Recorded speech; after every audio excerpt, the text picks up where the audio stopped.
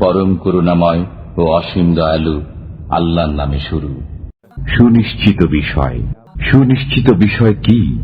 আপনি কি কিছু জানেন সেই সুনিশ্চিত বিষয় কি? আদ ও সামুদ গোত্র মহাপ্রলয়কে মিথ্যা বলেছিল।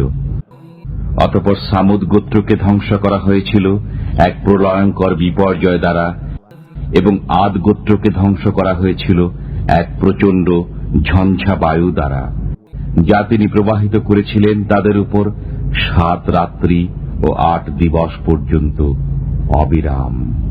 আপনি তাদেরকে দেখতেন যে তারা অসার খর্জুর কাণ্ডের মতো ভূপাতিত হয়ে রয়েছে। আপনি তাদের কোনো অস্তিত্ব দেখতে পান কি? ফিরাউন, তার পূর্ববর্তীরা এবং উল্টে যাওয়া বস্তিবাসীরা গুরুতর পাপ করেছিল। তারা তাদের পালনকর্তা রসুলকে অমান্য করেছিল, ফলে তিনি তাদেরকে কঠোর হস্তে পাকড়াও করলেন। যখন জলোচ্ছ্বাস হয়েছিল, তখন আমি তোমাদেরকে চলন্ত নৌযানে আরোহণ করিয়েছিলাম, যাতে এ ঘটনা তোমাদের জন্য স্মৃতির বিষয় এবং কর্ণ এটাকে উপদেশ গ্রহণের উপযোগী রূপে গ্রহণ করে।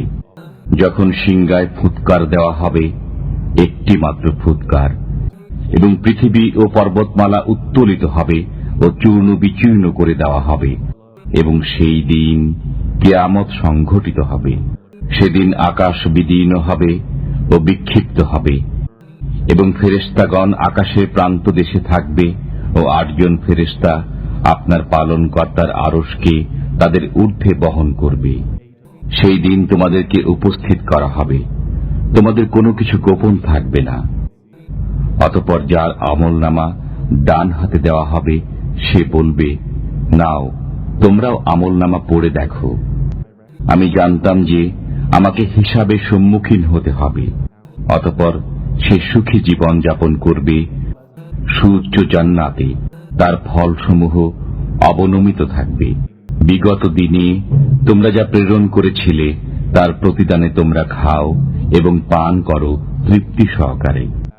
যার আমলনামা তার বাম হাতে দেওয়া হবে, সে বলবে, হায়, আমায় যদি আমার আমলনামা দেওয়া না হতো, আমি যদি না জানতাম আমার হিসাব, হায়, আমার মৃত্যুই যদি শেষ হতো, আমার ধন সম্পদ আমার কোনো উপকারে আসলো না, আমার ক্ষমতাও বরবাদ হয়ে গেল।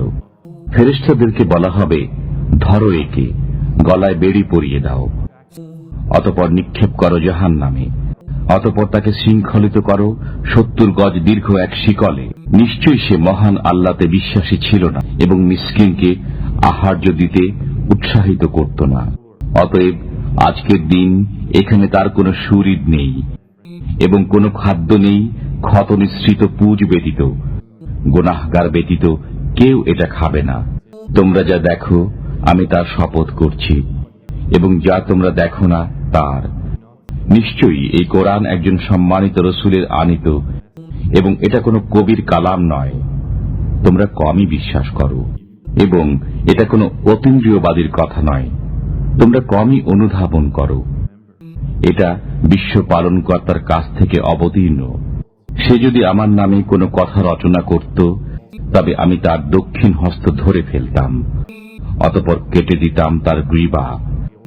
তোমাদের কেউ তাকে রক্ষা করতে পারতে না। এটা আল্লাহ ভীরুদের জন্য অবশ্যই একটি উপদেশ।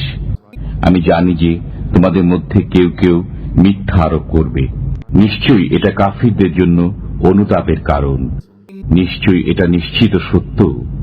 অতএব আপনি আপনার মহান পালনকর্তার নামের পবিত্রতা বর্ণনা করুন।